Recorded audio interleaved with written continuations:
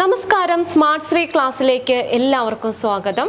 നമ്മൾ കെമിസ്ട്രിയുടെ കഴിഞ്ഞ 2 ക്ലാസ്സുകളിലായിട്ട് നമ്മൾ എന്താണ് ലോഹങ്ങൾ അല്ലെങ്കിൽ മെറ്റൽസ് എന്ന് പറഞ്ഞ ടോപ്പിക്കാണ് നമ്മൾ ഡിസ്കസ് ചെയ്തുകൊണ്ടിരുന്നത് അല്ലേ. അപ്പോൾ ഇനി അതിൻ്റെ കണ്ടിന്യൂവേഷൻ തന്നെയാണ് ഇന്നത്തെ ക്ലാസ്സിൽ വരുന്നത്, ലോഹങ്ങൾ. അപ്പോൾ നമ്മൾ ലോഹങ്ങൾ എന്ന് പറഞ്ഞ ക്ലാസ് എടുത്തപ്പോൾ തന്നെ നമ്മൾ ആദ്യം തന്നെ ബേസിക്കായിട്ട് കുറച്ച് ലോഹങ്ങളെ നമ്മളൊന്ന് പരിചയപ്പെട്ടു. പിന്നെ അതിനകത്ത് ഇമ്പോർട്ടൻസ് ആയിട്ടുള്ള 8 ലോഹങ്ങൾ കഴിഞ്ഞ 2 ക്ലാസ്സുകളിലായിട്ട് നമ്മൾ 8 ലോഹങ്ങൾ നമ്മൾ പഠിച്ചു കഴിഞ്ഞു. ഇനി ഇന്നത്തെ ക്ലാസ്സിൽ നമ്മൾ 9ാമത്തെ ലോഹം ഏതാണ്, അലൂമിനിയത്തെ കുറിച്ചാണ് പഠിക്കാൻ പോകുന്നത്. ഓക്കെ, അപ്പോൾ നമുക്ക് നോക്കാം. അലൂമിനിയം എന്ന് പറഞ്ഞാൽ എന്താണ്, ഭൂവൽക്കത്തിൽ ഏറ്റവും കൂടുതൽ കാണപ്പെടുന്ന ലോഹമാണ് അലൂമിനിയം. അപ്പോൾ 1ാമത്തെ പോയിന്റ് എന്താണ്, ഭൂവൽക്കത്തിൽ ഏറ്റവും കൂടുതൽ കാണപ്പെടുന്ന ലോഹം ഇതാണ്, അലൂമിനിയമാണ്. അലൂമിനിയം ഭൂവൽക്കത്തിൽ ഏറ്റവും കൂടുതൽ കാണപ്പെടുന്ന 3ാമത്തെ മൂലകം, എത്രാമത്തെയാണ്, 3ാമത്തെ മൂലകമാണ് അലൂമിനിയം. 2ാമത്തെ പോയിന്റ് എന്താ പറഞ്ഞത്, ഭൂവൽക്കത്തിൽ ഏറ്റവും കൂടുതൽ കാണപ്പെടുന്ന 3ാമത്തെ മൂലകം. അപ്പോൾ 1, 2 മൂലകങ്ങൾ ഏതൊക്കെയാണെന്ന് ഓർമ്മയുണ്ടോ? അത് നമ്മൾ കെമിസ്ട്രി ക്ലാസ്സിൽ പഠിച്ചു പോയതാണ്. ഭൂവൽക്കത്തിൽ ഏറ്റവും കൂടുതലായിട്ട് കാണപ്പെടുന്ന 1ാമത്തെ മൂലകം ഏതാണ്, ഓക്സിജൻ ആണ്. ഓക്സിജൻ 1ാമത് ഏതാ വരുന്നത്, ഓക്സിജൻ. ഭൂവൽക്കത്തിൽ ഏറ്റവും കൂടുതൽ കാണപ്പെടുന്ന 1ാമത്തെ മൂലകം ഏതാണ്, ഓക്സിജൻ ആണ്. ഇനി ഭൂവൽക്കത്തിൽ ഏറ്റവും കൂടുതൽ കാണപ്പെടുന്ന 2ാമത്തെ മൂലകം ഏതാണ്, സിലിക്കൺ ആണ്. 2ാമത്തെ സിലിക്കൺ. ഇത് രണ്ടും നമ്മൾ കഴിഞ്ഞ ക്ലാസ്സുകളിലൊക്കെ പഠിച്ചു പോയതാണ്. ഭൂവൽക്കത്തിൽ ഏറ്റവും കൂടുതൽ കാണപ്പെടുന്ന 1ാമത്തെ മൂലകം ഓക്സിജൻ, ഭൂവൽക്കത്തിൽ ഏറ്റവും കൂടുതൽ കാണപ്പെടുന്ന 2ാമത്തെ മൂലകം സിലിക്കൺ, ഭൂവൽക്കത്തിൽ ഏറ്റവും കൂടുതൽ കാണപ്പെടുന്ന 3ാമത്തെ മൂലകം ഏതാണ്, അലൂമിനിയം. ഓക്കെ, ഓക്സിജൻ, സിലിക്കൺ, 3ാം സ്ഥാനം ഏതാണ്, അലൂമിനിയത്തിനാണ്. അലൂമിനിയം. ഇനി കളിമണ്ണിൽ സമൃദ്ധമായി കാണപ്പെടുന്ന മൂലകം, അടുത്തൊരു പ്രത്യേകതയാണ്, കളിമണ്ണിൽ സമൃദ്ധമായി കാണപ്പെടുന്ന ലോഹം, മൂലകം എന്നല്ല ലോഹം. ഓക്കെ, ഏതാണ്, അലൂമിനിയമാണ്. കളിമണ്ണിൽ ഏറ്റവും കൂടുതൽ സമൃദ്ധമായി കാണപ്പെടുന്ന ഒരു ലോഹമാണ് അലൂമിനിയം. ഇനി നെക്സ്റ്റ് നമുക്കറിയാം, ആഹാര പദാർത്ഥങ്ങളൊക്കെ പൊതിഞ്ഞു സൂക്ഷിക്കാനായിട്ട് ഉപയോഗിക്കുന്ന ലോഹം. നമുക്കിപ്പോൾ അലൂമിനിയത്തിൻ്റെ ഫോയിൽ പേപ്പറൊക്കെ കിട്ടും അല്ലേ, ഫുഡൊക്കെ പൊതിഞ്ഞ് കിട്ടുന്ന. അപ്പം അങ്ങനെ ആഹാര പദാർത്ഥങ്ങളൊക്കെ പൊതിഞ്ഞ് സൂക്ഷിക്കാൻ വേണ്ടി ഉപയോഗിക്കുന്ന ഒരു ലോഹം, ആഹാര പദാർത്ഥങ്ങൾ പൊതിഞ്ഞു സൂക്ഷിക്കാൻ ഉപയോഗിക്കുന്ന ലോഹം. നെക്സ്റ്റ് മാംഗനീസ്, അതുപോലെ ക്രോമിയം തുടങ്ങിയവയെ അതിൻ്റെ അയിരിൽ നിന്നും വേർതിരിക്കാൻ വേണ്ടി ഉപയോഗിക്കുന്ന ഒരു ലോഹം. ഏതൊക്കെയാണ്, മാംഗനീസ്, ക്രോമിയം തുടങ്ങിയവയെ അതിൻ്റെ അയിരിൽ നിന്നും വേർതിരിക്കാൻ വേണ്ടി ഉപയോഗിക്കുന്ന ലോഹം. നെക്സ്റ്റ് വൈദ്യുത കമ്പികൾ, അതായത് നമ്മുടെ വൈദ്യുത പോസ്റ്റുകളൊക്കെ ഉണ്ടല്ലോ, ആ പോസ്റ്റുകളിൽ ഉപയോഗിച്ചിരിക്കുന്ന വൈദ്യുത കമ്പികൾ നിർമ്മിക്കാൻ ഉപയോഗിക്കുന്ന ഒരു ലോഹമാണ് അലൂമിനിയം. വൈദ്യുത പോസ്റ്റുകളിൽ ഉപയോഗിച്ചിരിക്കുന്ന വൈദ്യുത കമ്പികൾ നിർമ്മിക്കാനായിട്ട് ഉപയോഗിക്കുന്ന ലോഹമാണ് അലൂമിനിയം.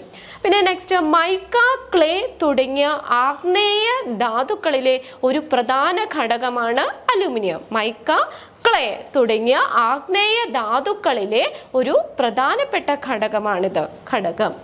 നെക്സ്റ്റ് അലൂമിനിയത്തിന്റെ സൂക്ഷ്മ ധൂളി, വാർണിഷ്, പെയിന്റ് എന്നിവയുടെ നിർമ്മാണത്തിന് ഉപയോഗിക്കുന്നു. അലൂമിനിയം കോട്ടിങ് അല്ലെ, നമ്മളിങ്ങനെ സ്പ്രേ പെയിന്റ് പോലെയൊക്കെ അടിക്കും. അത് അലൂമിനിയത്തിന്റെ സൂക്ഷ്മ ധൂളി എന്തിനൊക്കെ ഉപയോഗിക്കുന്നു, വാർണിഷ്, പെയിന്റ് എന്നിവയുടെ നിർമ്മാണത്തിന് വേണ്ടിയിട്ട് ഉപയോഗിക്കുന്നു. പിന്നെ നെക്സ്റ്റ് ഒരു പോയിന്റ് എന്ന് പറഞ്ഞാൽ, തീ അണയ്ക്കാൻ വേണ്ടി ഉപയോഗിക്കുന്ന ഒരു അലൂമിനിയം സംയുക്തമാണ് ആലം. നോട്ട് ചെയ്യുക, തീ അണയ്ക്കാൻ വേണ്ടി ഉപയോഗിക്കുന്ന ഒരു അലൂമിനിയം സംയുക്തമാണ് ആലം. അപ്പോൾ നമ്മൾ അലൂമിനിയത്തെ കുറിച്ച് എന്തൊക്കെ പോയിന്റ്സ് ആണ് പറഞ്ഞത്, ജസ്റ്റ് നമുക്ക് ഒന്നുകൂടി റിവൈസ് ചെയ്ത് നോക്കാം. ഒന്നാമത് എന്താ പറഞ്ഞ, ഭൂവൽക്കത്തിൽ ഏറ്റവും കൂടുതൽ കാണപ്പെടുന്ന ലോഹം, ഭൂവൽക്കത്തിൽ ഏറ്റവും കൂടുതൽ കാണപ്പെടുന്ന 3ാമത്തെ മൂലകം, കളിമണ്ണിൽ സമൃദ്ധമായി കാണപ്പെടുന്ന ലോഹം, ആഹാര പദാർത്ഥങ്ങൾ പൊതിഞ്ഞ് സൂക്ഷിക്കാൻ വേണ്ടി ഉപയോഗിക്കുന്ന ഒരു ലോഹം, മാംഗനീസ്, ക്രോമിയം തുടങ്ങിയവയെ അതിൻ്റെ അയിരിൽ നിന്നും വേർതിരിക്കാൻ ഉപയോഗിക്കുന്ന ലോഹം. വൈദ്യുത കമ്പികൾ വൈദ്യുത പോസ്റ്റുകളിൽ ഉപയോഗിച്ചിരിക്കുന്ന വൈദ്യുത കമ്പികൾ നിർമ്മിക്കാൻ വേണ്ടി ഉപയോഗിക്കുന്ന ലോഹം. മൈക്ക, ക്ലേ തുടങ്ങിയ ആഗ്നേയ ധാതുക്കളിലെ ഒരു പ്രധാനപ്പെട്ട ഘടകം. പിന്നെ അലൂമിനിയത്തിന്റെ സൂക്ഷ്മ ധൂളി, പെയിന്റ്, വാർണിഷ് എന്നിവയുടെ നിർമ്മാണത്തിന് ഉപയോഗിക്കുന്നു. തീ അണയ്ക്കാൻ വേണ്ടി ഉപയോഗിക്കുന്ന ഒരു അലൂമിനിയം സംയുക്തമാണ് ആലം. ഇത്രയും പോയിന്റ്സ് ആണ് നമ്മൾ പറഞ്ഞത്. ഓക്കെ, ഇനി നെക്സ്റ്റ് 10ാമത്തെ നമ്മൾ പഠിക്കാൻ പോകുന്ന ലോഹമാണ് പൊട്ടാസ്യം. ഇതാണ് പൊട്ടാസ്യം. അതിനകത്ത് ഫസ്റ്റ് നമ്മൾ ഓർക്കുക, പൊട്ടാസ്യം പറയുമ്പോൾ തന്നെ ഫെർട്ടിലൈസർ ആയിട്ട് ഉപയോഗിക്കുന്ന ഒരു പൊട്ടാസ്യം സംയുക്തമാണ് പൊട്ടാസ്യം ക്ലോറൈഡ്. അപ്പോൾ ഫെർട്ടിലൈസർ ആയിട്ട് ഉപയോഗിക്കുന്ന പൊട്ടാസ്യം സംയുക്തം ഏതാണ്? പൊട്ടാസ്യം ക്ലോറൈഡ് ആണ്. KCl, potassium chloride. ഇത് ഫെർട്ടിലൈസർ ആയിട്ട് ഉപയോഗിക്കുന്ന പൊട്ടാസ്യം സംയുക്തമാണ് പൊട്ടാസ്യം ക്ലോറൈഡ്. ഓക്കെ, ഇനി next potassium hydroxide. Potassium hydroxide എന്ന് പറഞ്ഞാൽ സോഫ്റ്റ് സോപ്പ് അല്ലെങ്കിൽ ലിക്വിഡ് സോപ്പ് എന്നിവയുടെ നിർമ്മാണത്തിന് വേണ്ടിയിട്ട് ഉപയോഗിക്കുന്ന ഒരു പൊട്ടാസ്യം സംയുക്തം. എന്താണ്? സോഫ്റ്റ് സോപ്പ് അല്ലെങ്കിൽ പറയാം ലിക്വിഡ് സോപ്പ് എന്നിവയുടെ നിർമ്മാണത്തിന് വേണ്ടി ഉപയോഗിക്കുന്ന ഒരു പൊട്ടാസ്യം സംയുക്തമാണ് പൊട്ടാസ്യം ഹൈഡ്രോക്സൈഡ്. ആൽക്കലൈൻ ബാറ്ററികളിൽ ഉപയോഗിക്കുന്ന പൊട്ടാസ്യം സംയുക്തമാണ്. ആൽക്കലൈൻ ബാറ്ററികളിൽ ഉപയോഗിക്കുന്ന ഒരു പൊട്ടാസ്യം സംയുക്തമാണ് പൊട്ടാസ്യം ഹൈഡ്രോക്സൈഡ്. ഇനി കാർബൺ ഡൈ ഓക്സൈഡ് ആഗിരണം ചെയ്യാൻ സഹായിക്കുന്ന അല്ലെങ്കിൽ ആഗിരണം ചെയ്യാൻ ഉപയോഗിക്കുന്ന ഒരു പൊട്ടാസ്യം സംയുക്തമാണ് പൊട്ടാസ്യം ഹൈഡ്രോക്സൈഡ്. ഇതാണ് കാർബൺ ഡൈ ഓക്സൈഡ് ആഗിരണം ചെയ്യാൻ വേണ്ടി ഉപയോഗിക്കുന്ന ഒരു പൊട്ടാസ്യം സംയുക്തം. ഇതാണ് പൊട്ടാസ്യം ഹൈഡ്രോക്സൈഡ്. അപ്പൊ നമ്മൾ പൊട്ടാസ്യം ഹൈഡ്രോക്സൈഡിനെ കുറിച്ച് 3 പോയിന്റ്സ് ആണ് നമ്മൾ പറഞ്ഞത്. ഇതാണ് സോഫ്റ്റ് സോപ്പ് അല്ലെങ്കിൽ ലിക്വിഡ് സോപ്പ് നിർമ്മാണത്തിന് വേണ്ടി ഉപയോഗിക്കുന്ന ഒരു പൊട്ടാസ്യം സംയുക്തം. ആൽക്കലൈൻ ബാറ്ററികളിൽ ഉപയോഗിക്കുന്ന പൊട്ടാസ്യം സംയുക്തം. കാർബൺ ഡൈ ഓക്സൈഡ് ആഗിരണം ചെയ്യാൻ ഉപയോഗിക്കുന്ന ഒരു പൊട്ടാസ്യം സംയുക്തം. ഇതിന്റെ 3 ആൻസർ ഏതാണ്? Potassium hydroxide. ഇനി നോക്കാം, വെടിമരുന്ന് നിർമ്മാണത്തിന് വേണ്ടി ഉപയോഗിക്കുന്ന ഒരു പൊട്ടാസ്യം സംയുക്തമാണ് നൈറ്റർ. ഇതാണ് നൈറ്റർ, KNO3. അതിന്റെ വാക്യമാണ് KNO3, നൈറ്റർ. വെടിമരുന്ന് നിർമ്മാണത്തിന് ഉപയോഗിക്കുന്ന ഒരു പൊട്ടാസ്യം സംയുക്തമാണ് നൈറ്റർ. നോക്കാം. ഇനി നെക്സ്റ്റ്, ഇത് പ്രീവിയസ് ഇയറിൽ ചോദിച്ചിട്ടുണ്ട്. ഇന്ത്യൻ സോൾട്ട് പീറ്റർ എന്നറിയപ്പെടുന്ന പൊട്ടാസ്യം സംയുക്തം അല്ലെങ്കിൽ പറയാം ഇന്ത്യൻ സോൾട്ട് പീറ്റർ എന്നറിയപ്പെടുന്ന ഏതാണ്? പൊട്ടാസ്യം നൈട്രേറ്റ് ആണ്. Potassium nitrate. എന്താണ്? ഇന്ത്യൻ സോൾട്ട് പീറ്റർ എന്നറിയപ്പെടുന്നത് പൊട്ടാസ്യം നൈട്രേറ്റ്. അപ്പോൾ പൊട്ടാസ്യത്തിന്റെ നമ്മൾ കുറച്ച് ഏതൊക്കെയാണ് സംയുക്തങ്ങൾ നോക്കിയ? പൊട്ടാസ്യം ക്ലോറൈഡ് നോക്കി, പൊട്ടാസ്യം ഹൈഡ്രോക്സൈഡ്, പിന്നെ അടുത്ത നൈറ്റർ, പിന്നെ അടുത്ത് ഏതാണ്? Potassium nitrate. ഇതിന്റെ ഓരോന്നിന്റെയും ഇത് നോക്കുക. അപ്പൊ നമ്മൾ അങ്ങനെ 10 ലോഹങ്ങൾ, ഇമ്പോർട്ടൻ്റ് ആയിട്ടുള്ള 10 ലോഹങ്ങളാണ് നമ്മൾ പഠിച്ചത്. ഓക്കെ, അപ്പോൾ ഇത് നിങ്ങൾ ഓരോന്നും എന്താ പറയുക, ഇത് ഇമ്പോർട്ടൻ്റ് ആണ്. അപ്പോൾ അതുകൊണ്ട് തന്നെ നോട്ട് ചെയ്ത് പഠിക്കുക. ഇപ്പോൾ നമ്മൾ 10 എണ്ണം നമ്മുടെ ലോഹങ്ങൾ കംപ്ലീറ്റ് ആയിട്ട് കഴിഞ്ഞിട്ടുണ്ട്. ഇനി നമുക്ക് അടുത്തത് നോക്കാം. ഇനി നമുക്ക് ലോഹങ്ങളുടെ പൊതുവായിട്ടുള്ള സവിശേഷതകൾ എന്തൊക്കെയാണെന്ന് നോക്കാം. ലോഹങ്ങളുടെ പൊതുവായ സവിശേഷത ഒന്നാമത്തെയാണ് മാലിയബിലിറ്റി. ഒന്നാമത്തെ സവിശേഷതയാണ് മാലിയബിലിറ്റി.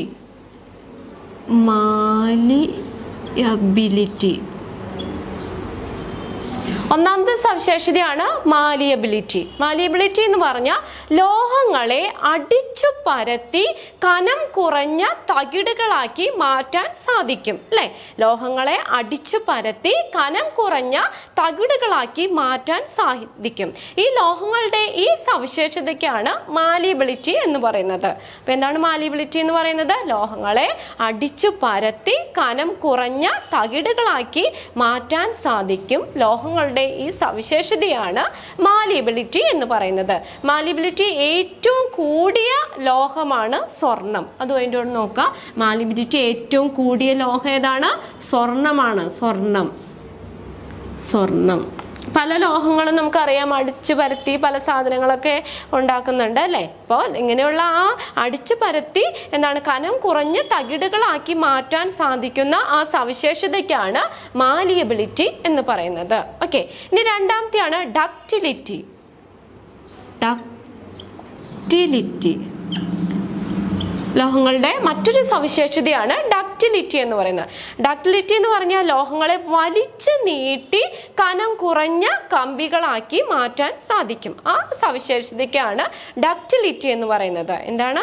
വലിച്ചു നീട്ടിയിട്ട് കനം കുറഞ്ഞ കമ്പികളാക്കി മാറ്റാൻ സാധിക്കും. ലോഹങ്ങളെ വലിച്ചു നീട്ടി കനം കുറഞ്ഞ കമ്പികളാക്കി മാറ്റാൻ സാധിക്കും. ലോഹങ്ങളുടെ ഈ സവിശേഷതയാണ് ഡക്റ്റിലിറ്റി എന്ന് പറയുന്നത്.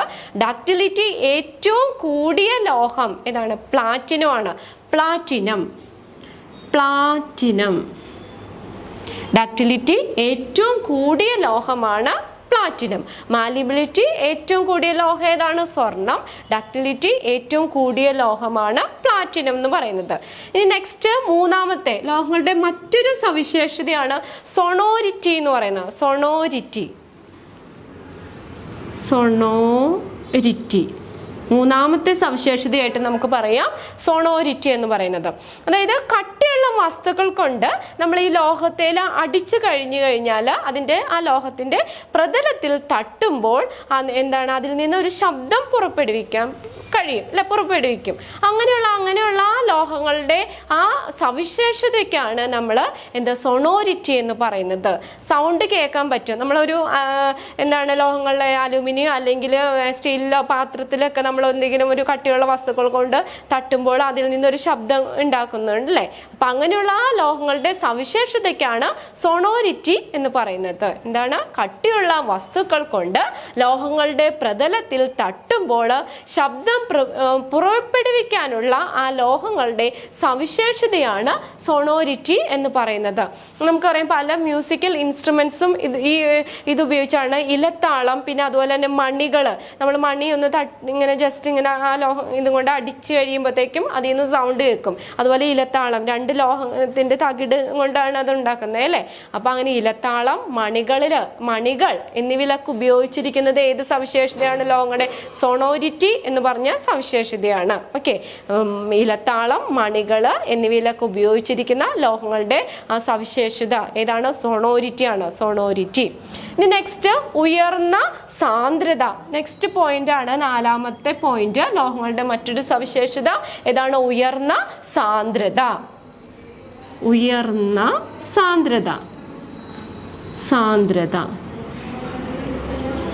നാലാമത്തെ സവിശേഷതയായിട്ട് പറയാം ഉയർന്ന സാന്ദ്രത. ലോഹങ്ങൾ പൊതുവെ ഉയർന്ന താപനിലയിൽ എന്ത് ചെയ്യുന്നതാണ്? ഉരുകുന്നവയും ഉയർന്ന സാന്ദ്രതയും ഉള്ളവയാണ്. മിക്കവാറും ലോഹങ്ങൾ എങ്ങനെയാണ്? ഉയർന്ന താപനിലയിൽ ഉരുകുന്നവയും എങ്ങനെയാണ്? ഉയർന്ന സാന്ദ്രത ഉള്ളതുമായിട്ടുള്ള ലോഹങ്ങളാണ്. ഓക്കെ, ലോഹങ്ങൾ പൊതുവെ ഉയർന്ന സാന്ദ്രതയുള്ളതാണ്. നമുക്ക് നോക്കാം. സാന്ദ്രത കുറഞ്ഞ എല്ലാ ലോഹങ്ങളും അല്ല, കുറച്ച് ലോഹങ്ങളൊക്കെ. ഏറ്റവും സാന്ദ്രത കൂടിയ ലോഹമാണ് ഓസ്മിയം. ഏതാണ്? ഓസ്മിയത്തിനാണ് ഏറ്റവും സാന്ദ്രത കൂടിയ ലോഹം. ഓസ്മിയം.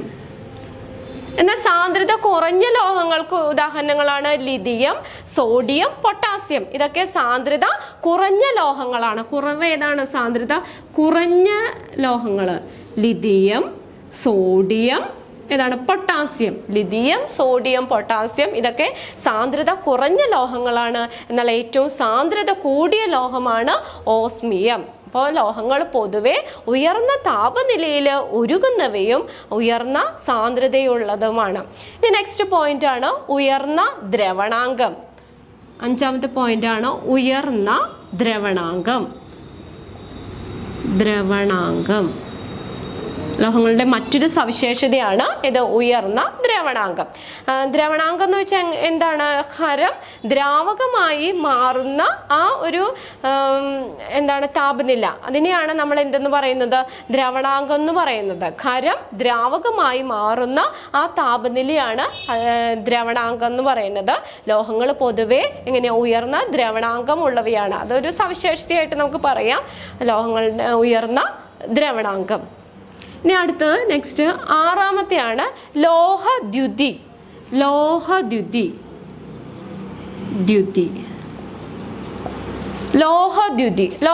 എന്ന് പറഞ്ഞാൽ നമുക്കറിയാം ഈ മെറ്റൽസ് ലോഹങ്ങളൊക്കെ എടുത്ത് നമ്മൾ മുറിക്കുമ്പോൾ അല്ലേ, അതിനായിട്ട് അതിൽ മുറിച്ച് ഇങ്ങനെ 2 കഷ്ണങ്ങളാക്കുമ്പോൾ ആ പുതുതായി രൂപം കൊള്ളുന്ന ആ ഒരു പ്രതലത്തിന് എങ്ങനെയായിരിക്കും, അത് നല്ല കട്ട് ചെയ്ത് കഴിയുമ്പോഴേ അത് തിളക്കമുള്ളതായിരിക്കും അല്ലേ. അപ്പം ഇങ്ങനെയുള്ള ലോഹത്തിന്റെ സവിശേഷതയ്ക്കാണ് ലോഹദ്യുതി എന്ന് പറയുന്നത്. ലോഹങ്ങൾ മുറിക്കുമ്പോൾ പുതുതായി രൂപം കൊള്ളുന്ന ആ പ്രതലത്തിന് എങ്ങനെയാ തിളക്കമുള്ളതായിരിക്കും. ഈ സവിശേഷതയാണ് ലോഹദ്യുതി എന്ന് പറയുന്നത്. അപ്പൊ നമ്മൾ 6 സവിശേഷത പറഞ്ഞത് ഏതൊക്കെയാണ്? മാലിയബിലിറ്റി, ഡക്റ്റിലിറ്റി, സോണോരിറ്റി, പിന്നെ ഉയർന്ന സാന്ദ്രത, ഉയർന്ന ദ്രവണാങ്കം, ലോഹദ്യുതി. ഓക്കെ, ഇനി അടുത്തത് നമുക്ക് നോക്കാം. അപ്പോൾ കാഠിന്യം. അടുത്തത് 7ാമത്തെ ഏതാണ്? കാഠിന്യം. 7ാമത്തെ സവിശേഷതയായിട്ട് പറയുന്നത് ഏതാണ്? കാഠിന്യമാണ്. ഹർഷണത്തെ പ്രതിരോധിക്കാനുള്ള ഒരു ലോഹത്തിന്റെ കഴിവിനെയാണ് കാഠിന്യം എന്ന് പറയുന്നത്. ഇതാണ് ഹർഷണത്തെ പ്രതിരോധിക്കാനുള്ള ഒരു ലോഹത്തിന്റെ കഴിവിനെയാണ് എന്താണ് കാഠിന്യം എന്ന് പറയുന്നത്. പിന്നെ മൃദുലോഹങ്ങൾ എന്ന് പറഞ്ഞാൽ കത്തി ഉപയോഗിച്ച് നിഷ്പ്രയാസം മുറിക്കാൻ കഴിയുന്ന ലോഹങ്ങളെയാണ് മൃദുലോഹങ്ങൾ എന്ന് പറയുന്നത്. ഇതെന്താണ്? കത്തി ഉപയോഗിച്ച് നമുക്ക് നിഷ്പ്രയാസം മുറിക്കാൻ സാധിക്കുന്ന ലോഹങ്ങളെയാണ് മൃദുലോഹങ്ങൾ എന്ന് പറയുന്നത്. മൃദുലോഹങ്ങൾ ഇപ്പൊ എന്താ പറയാന്ന് വെച്ചാൽ ഇതിന് എക്സാമ്പിൾസ് നോക്കാം. മൃദുലോഹങ്ങളില് ലിഥിയം, സോഡിയം, പൊട്ടാസ്യം, ഇത് 3 മൃദുലോഹങ്ങൾക്ക് ഉദാഹരണങ്ങളാണ്. Lithium, sodium, potassium. ശ്രദ്ധിക്കുക. അപ്പൊ താഴെ തന്നിരിക്കുന്ന മൃദുലോഹങ്ങൾ ഏതെല്ലാം, അല്ലെങ്കിൽ മൃദുലോഹങ്ങളിൽ പെടാത്തത് ഏതൊക്കെയാണെന്ന് ചോദിക്കാം. മൃദുലോഹങ്ങൾക്ക് ഉദാഹരണങ്ങളാണ് ലിഥിയം, സോഡിയം, പൊട്ടാസ്യം. ഓക്കെ, ഇനി അടുത്ത സവിശേഷത 8ാമത്തെ സവിശേഷതയാണ് താപചാലകത.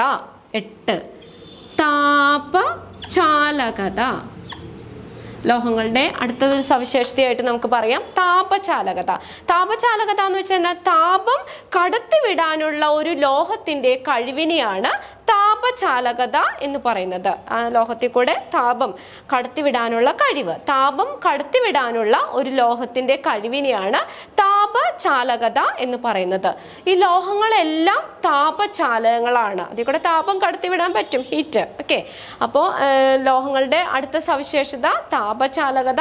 താപം കടത്തിവിടാനുള്ള ഒരു ലോഹത്തിന്റെ കഴിവിനെയാണ് താപചാലകത എന്ന് പറയുന്നത്. എല്ലാ ലോഹങ്ങളും തന്നെ, മിക്ക എല്ലാ ലോഹങ്ങളും താപചാലകങ്ങളാണ്. ഇനി ഏറ്റവും മികച്ച താപചാലകതയുള്ള ലോഹമാണ് വെള്ളി. ഏതാണ്? വെള്ളിയാണ്. ഏറ്റവും മികച്ച താപചാലകതയുള്ള ലോഹം ഏതാണ്? വെള്ളി. ഓക്കെ, ഇനി അടുത്ത നെക്സ്റ്റ് എത്രാമത്തെയാണ്? നമ്മൾ 9ാമത്തെയാണ് നോക്കാൻ പോകുന്നത്. മറ്റൊരു സവിശേഷത, ലോഹങ്ങളുടെ അടുത്തൊരു സവിശേഷതയായിട്ട് പറയാം വൈദ്യുത ചാലകത. 9ാമത്തെ സവിശേഷതയായിട്ട് എഴുതാം വൈദ്യുത ചാലകത. അപ്പൊ എന്താണ് താപചാലകത? നമ്മൾ എന്താ പറഞ്ഞ താപം കടത്തിവിടാനുള്ള ലോഹത്തിന്റെ കഴിവ്. അപ്പൊ വൈദ്യുത ചാലകത എന്ന് പറഞ്ഞാൽ എന്താണ്? സെയിം തന്നെ, വൈദ്യുതി കടത്തിവിടാനുള്ള ഒരു ലോഹത്തിന്റെ കഴിവിനെയാണ് വൈദ്യുത ചാലകത എന്ന് പറയുന്നത്. വൈദ്യുതി കടത്തിവിടാനുള്ള ഒരു ലോഹത്തിന്റെ കഴിവിനെയാണ് ഏതാണ്? വൈദ്യുത ചാലകത എന്ന് പറയുന്നത്. ഏറ്റവും മികച്ച വൈദ്യുത ചാലകതയുള്ള ലോഹം വെള്ളി തന്നെയാണ്. രണ്ടും വെള്ളി. എക്സാമ്പിൾ ആണ് വെള്ളി. ഇതിന് ഏറ്റവും മികച്ച താപചാലകതയുള്ള ലോഹവും ഏറ്റവും മികച്ച വൈദ്യുത ചാലകതയുള്ള ലോഹവും രണ്ടും ഏത് തന്നെയാണ്? വെള്ളി തന്നെയാണ്. വെള്ളി. ഇനി 1-2 പോയിന്റ്സ് നമുക്ക് നോക്കാം. വീടുകളിലെ വൈദ്യുത കമ്പികൾ നിർമ്മിച്ചിരിക്കുന്നത് ഏത് ലോഹമാണ്? വൈദ്യുത കമ്പികൾ നിർമ്മിച്ചിരിക്കുന്ന ലോഹമാണ് കോപ്പർ. ഏതാണ്? കോപ്പർ. വീടുകളിലെ വൈദ്യുത കമ്പികൾ നിർമ്മിച്ചിരിക്കുന്ന ലോഹം ഇതാണ് കോപ്പർ.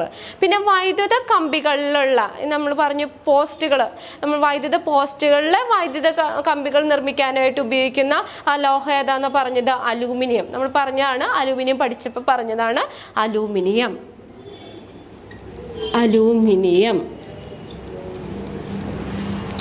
വൈദ്യുത തൂണിലെ അല്ലെങ്കിൽ ആ പോസ്റ്റുകളിലെ വൈദ്യുത കമ്പികൾ നിർമ്മിക്കാൻ ഉപയോഗിക്കുന്ന ലോഹമാണ് അലൂമിനിയം.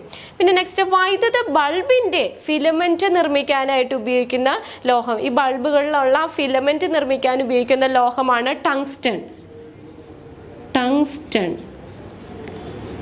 ടങ്സ്റ്റൺ വൈദ്യുത ആ ബൾബിലെ ഫിലമെന്റ് നിർമ്മിക്കാനായിട്ട് ഉപയോഗിക്കുന്ന ലോഹമാണ് ടങ്സ്റ്റൺ. അപ്പോൾ നമ്മൾ ലോഹങ്ങളുടെ സവിശേഷതകളാണ് നമ്മൾ പറഞ്ഞത്. ഏതൊക്കെയാണ്? മാലിബിലിറ്റി, ഡക്റ്റിലിറ്റി, സൊണോരിറ്റി, ഉയർന്ന സാന്ദ്രത, ഉയർന്ന ദ്രവണാങ്കം, ലോഹദ്യുതി, കാഠിന്യം, താപചാലകത, ഉയർന്ന വൈദ്യുത ചാലകത. ഇതൊക്കെ ലോഹങ്ങളുടെ പൊതുവായിട്ടുള്ള സവിശേഷതകളാണ്. ഓക്കെ, അപ്പോൾ ഇന്നത്തെ ക്ലാസ്സിൽ നമ്മൾ ലോഹങ്ങളിൽ 2 എണ്ണം നമ്മൾ പഠിച്ചു. അലൂമിനിയം പഠിച്ചു, അതുപോലെ പൊട്ടാസ്യം പഠിച്ചു. 2 ലോഹങ്ങൾ, അങ്ങനെ 10 ലോഹങ്ങളെ കുറിച്ച് നമ്മൾ ഡീറ്റെയിൽ ആയിട്ട് പഠിച്ചു. പിന്നെ നെക്സ്റ്റ് നമ്മൾ നോക്കിയത് ലോഹങ്ങളുടെ പൊതുവായ സവിശേഷതകൾ എന്തൊക്കെയാണെന്നാണ് പഠിച്ചത്. അപ്പോൾ ഇന്നത്തെ ക്ലാസ്സിൽ പഠിപ്പിച്ചതൊക്കെ എല്ലാവർക്കും മനസ്സിലായി എന്ന് വിശ്വസിക്കുന്നു. എല്ലാവരും കണ്ടിന്യൂ ചെയ്ത് ക്ലാസ്സുകൾ കാണുക, നോട്ട്സ് ഒക്കെ കൃത്യമായിട്ട് എഴുതിയെടുക്കുക. Okay, thank you. നമുക്ക് അടുത്ത ടോപ്പിക്കുമായിട്ട് നമുക്ക് നെക്സ്റ്റ് ക്ലാസ്സിൽ കാണാം. ബൈ.